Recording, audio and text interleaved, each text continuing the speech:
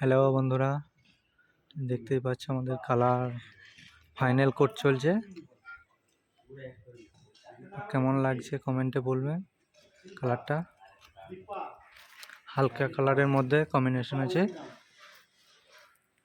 আমাদের এই একটা মিস্ত্রি ফাঁকি মারা বুদ্ধি, শুধু দাঁড়িয়ে থাকে, কাজই করে না। পয়সা দেবে না, কাজও করবো না। পয়সা দেবো না তো, পয়সা 1 টাকাও দেবো না।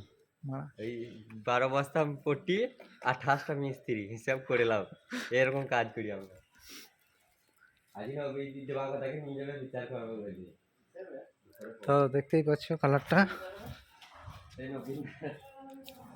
কালু কালু বলেছে বসে বসে ভয় করবে।